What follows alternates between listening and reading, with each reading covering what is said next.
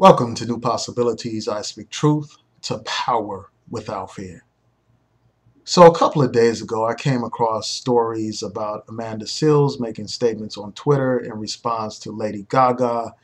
And what I want to do is take some time to discuss this issue. And basically, Lady Gaga put out a tweet asking black people how should white people fight racism. And I'm going to read these tweets and then provide my commentary. So this is what Lady Gaga said. She said, "For the black community, tell us ways the non-racist white community who loves you can do better to help influence the country. Hashtag how we do better." And Seals, in response, said this on Twitter. She said, "Dear non-racists, white folks asking black people to tell I what to do is not helpful. Use your resources." And then she goes on to say this: "Lady Gaga should have said, my fellow non-racist white people, it's time we further educate ourselves and get ready and get to work on being the generation to end racism." And then she went on to say this: "It is not every black person's role to educate white people on how to fix their racist system. I'm appalled at anyone who suggests it is." And then she says this: "Y'all can keep on playing mammy and raising white people's children. If you want to, I would rather work with folks who research and take action." So I want to respond to this. First of all, I don't think that Lady Gaga has some bad intentions. I think she's sincere in reaching out. And I really think that her statement was really made out of ignorance, even though it was sincere. Because all you have to do is look out in the world and study what's going on in the world. You will see how white people can help fight against racism. You see examples of it every day. There are plenty of white people who are at the front of the struggle against racism. There are plenty of white people who are a part of the social justice movement.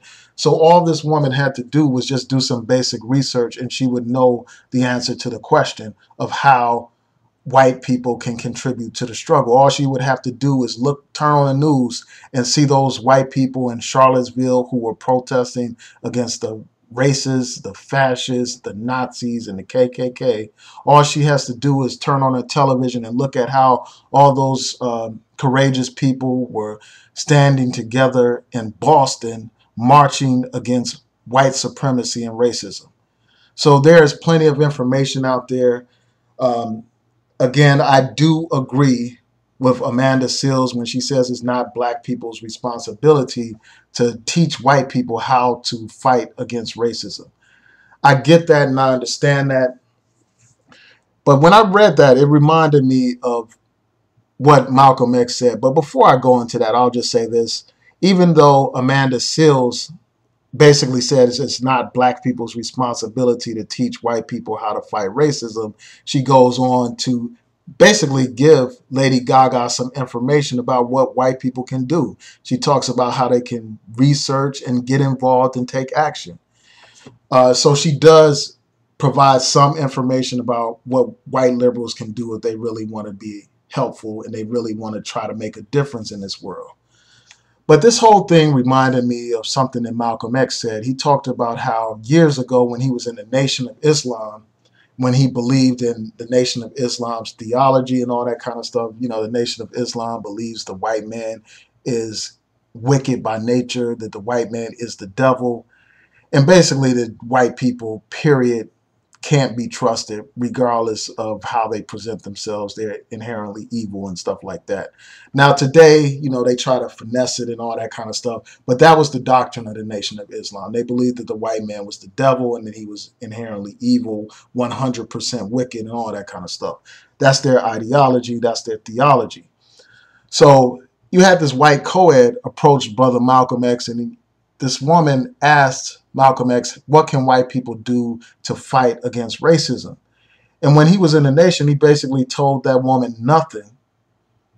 And this is depicted in the Malcolm X movie that Spike Lee did, where he says nothing, real bluntly and shortly and curtly, and he just keeps walking and leaving that woman behind just dumbfounded and, disappointed or whatever.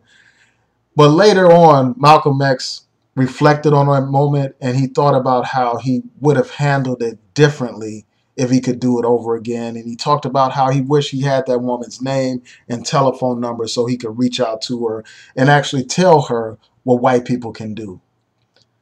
Because Malcolm X knew that there was a role for white people who are progressive, who are radical or liberal. There's a role for them to play in the struggle. Now, he talked about how they can't join black organizations, but they can support black organizations. He talked about how they shouldn't be trying to teach black people anything. They should be going to their own communities and teaching their own people not to be racist. They should be teaching their own people to be nonviolent instead of lecturing black people about nonviolence. And Brother Malcolm X expressed concerns about white liberals dominating black organizations with their dollars and their influence, basically creating a situation where you have black people up front, but white people controlling things behind the scenes. So for that reason, he said that white people shouldn't join black organizations and they should really create their own organizations to fight against racism.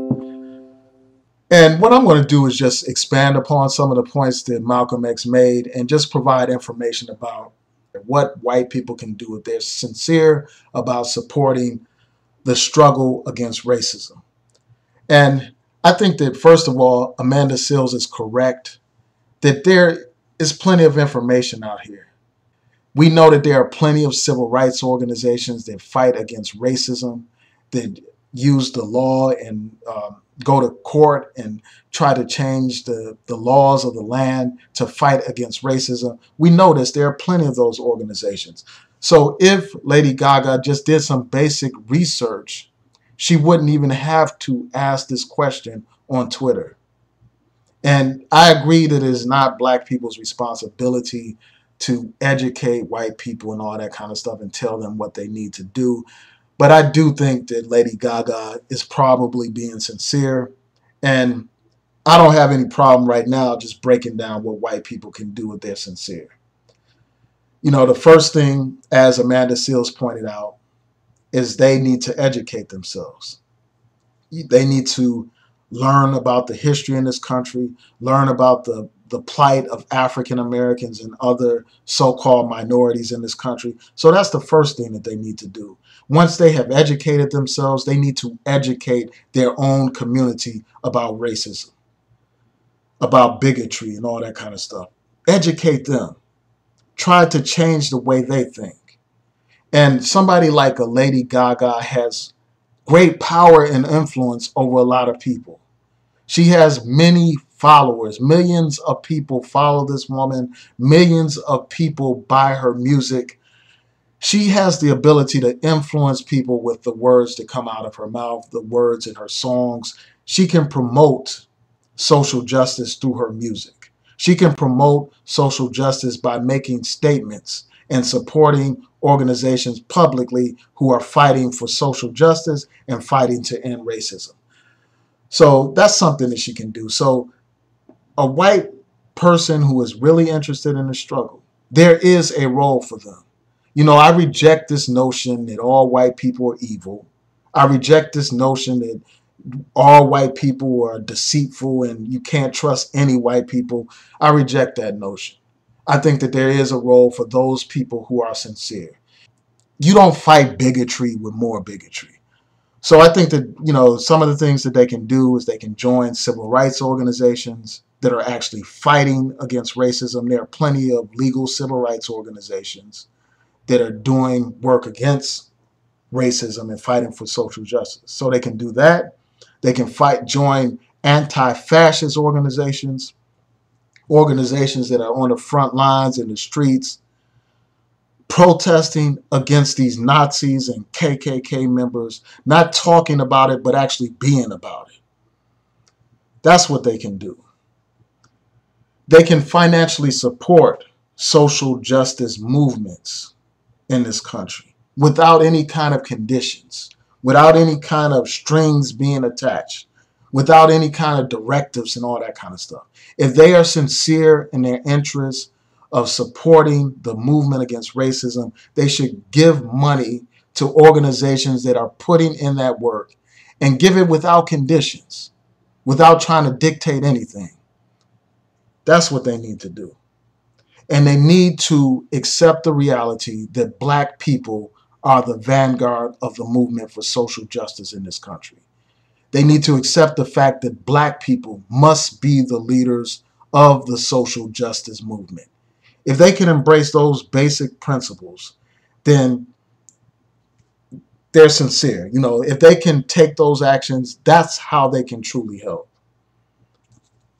They can truly help by helping to reform the educational system, a system that teaches lies, that teaches people the myth of white supremacy.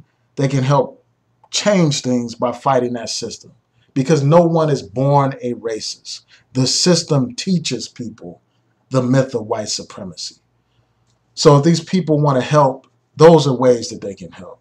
Educate themselves, get involved with organizations, put their money and their labor behind these organizations, and use their voice to educate their people and to fight bigotry and racism. So those are my thoughts. Tell me what you think. Please rate, comment, and subscribe. Peace.